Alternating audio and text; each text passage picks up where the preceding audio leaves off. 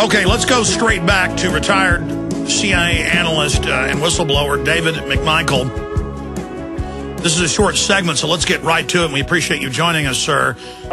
We're seeing a near identical repeat of the propaganda used on Iraq 8 years ago, again with Iran. Can you speak to this? Yeah.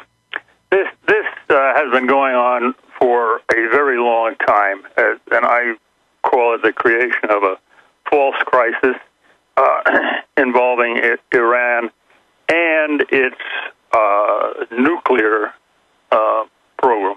Now, to put it in the shortest way possible, Iran, which is an original signatory to the Nuclear Non-Proliferation Treaty back in the 1970s under the Shah's government, of course, when the United States was very eager to assist Iran in developing a nuclear power industry,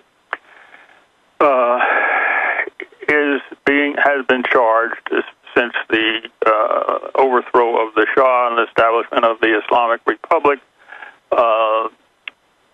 with the intention to not simply to develop a nuclear power industry, but that is a cover for its desire to produce nuclear weapons, which, of course, is prohibited by the Nuclear Non-Proliferation Treaty, the NPT. Well, these accusations have been made for a very long time.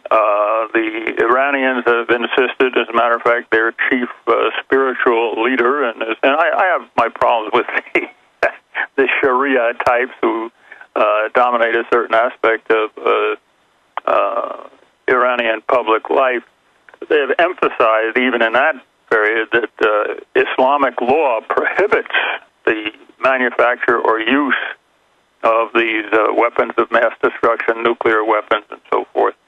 But in any case, it's been an article of faith, excuse the expression, coming both from certain elements in our foreign policy establishment, and especially from Israel and its adherents and followers in the United States. I think we can use the AIPAC, the American Israeli Political Action Committee, is the symbol of this, to insist that Iran is deliberately pursuing this creation of nuclear weapons, which represents an existential threat to Israel, particularly, and subsequently, of course, to the United States and its interests in the Middle East.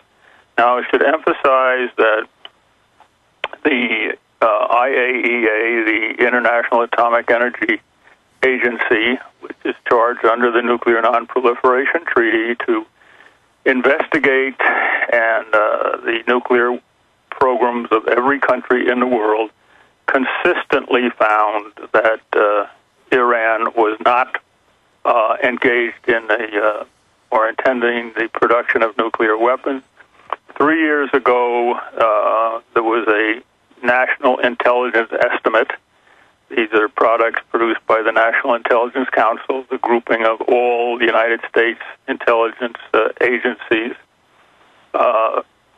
which found that despite the uproar that Iran had ceased any nuclear weapons programs back in 2003 and had not reconstituted them. Now, I know a little bit about these types of programs. Brazil, even Sweden, Argentina, other countries have them. As a matter of fact, any country which has a significantly sized military has nuclear weapons programs, in the sense that studies are done within their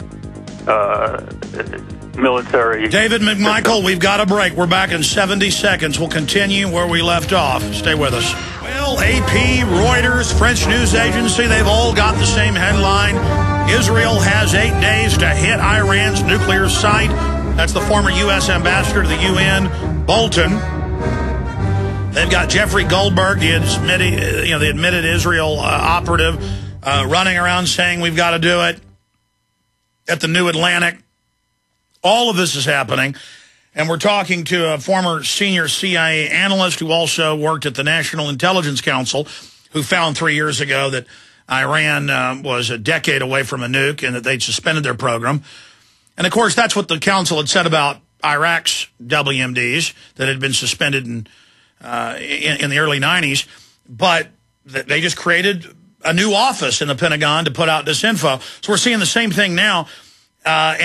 Sir, ominous war clouds gathering. From your years of experience, it looks like they're trying to sell an attack on Iran now. And what would come of that if there is an attack?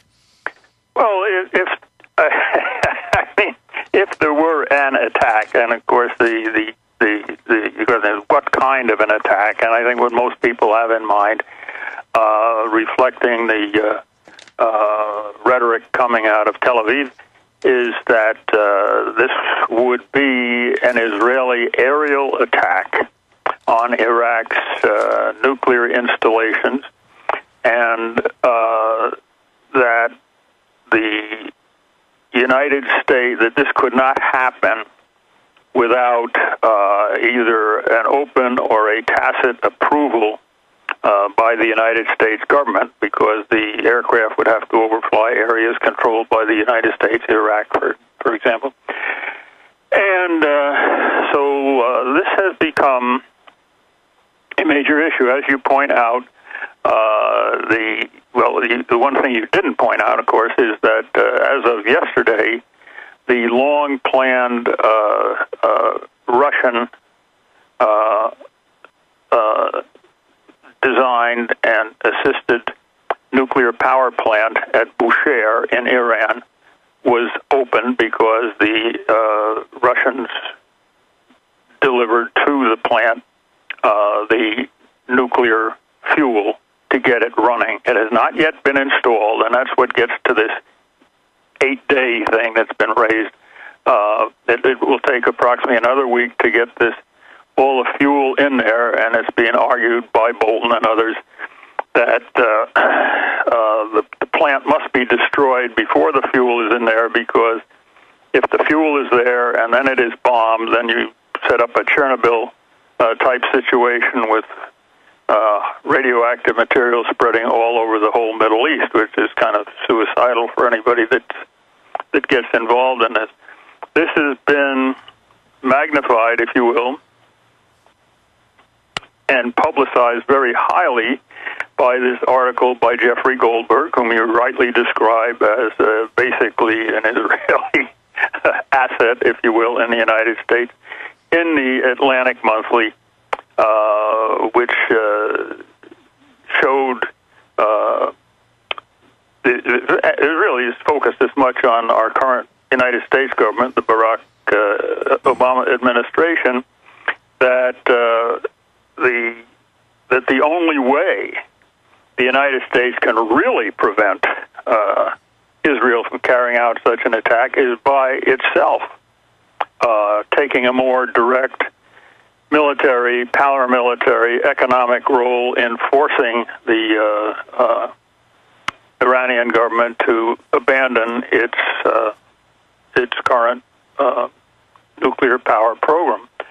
So this, as I say, this all comes about, but I think from my perspective, one of the main factors to consider here is that this elevating, and it's been pretty high profile for quite a while. I'll tell you what, sorry to interrupt. Let's hit that key point straight ahead with our final segment with our guest, and Dr. Paul Craig Roberts coming up.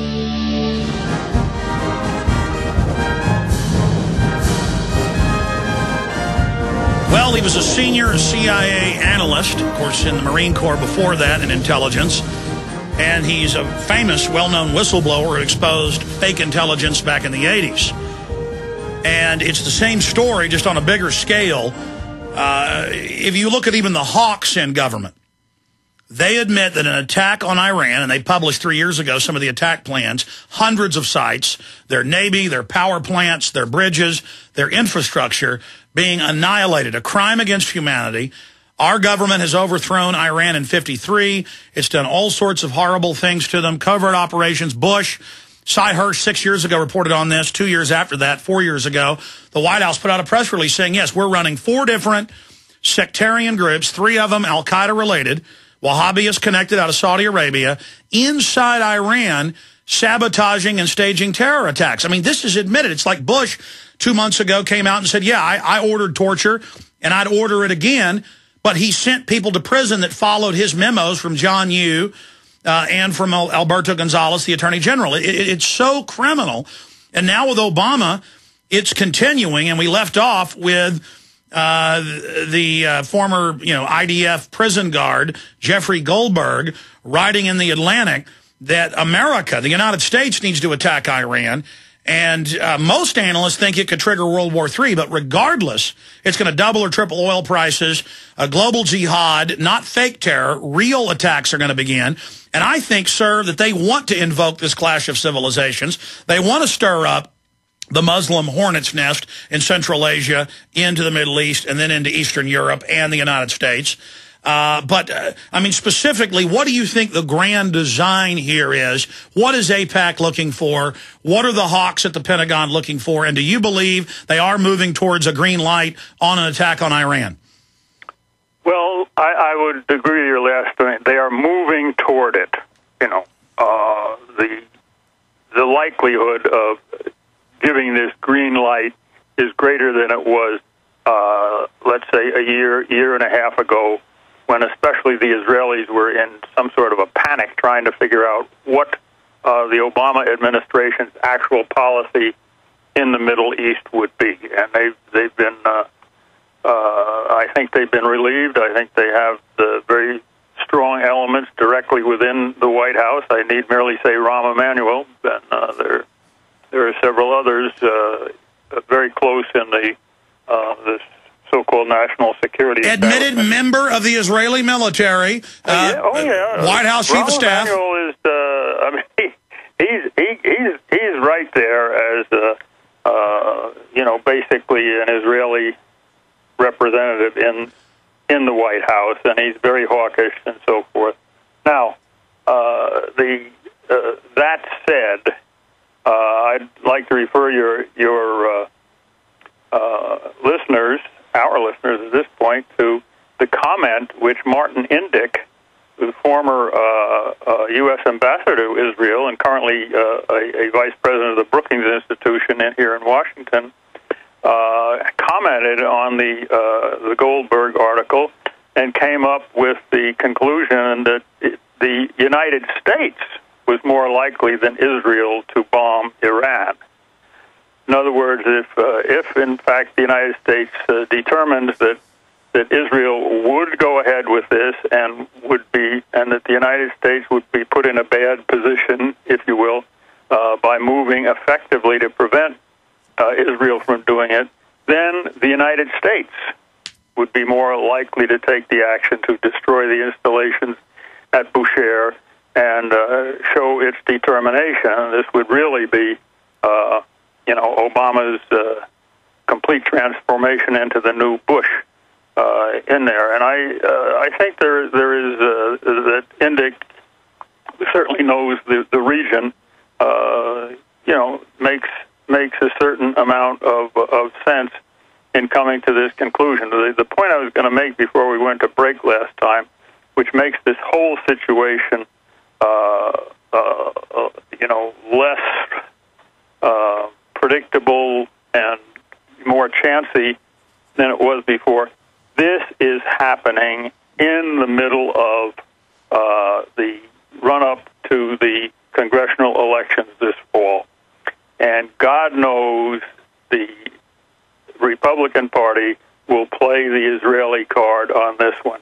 There are many elements within the Democratic Party which will also play the Israeli card on this and arguably force Obama's hand, force a decision which says, oh, God, for political purposes, if nothing else, we've got to take some dramatic action here in the Iran situation.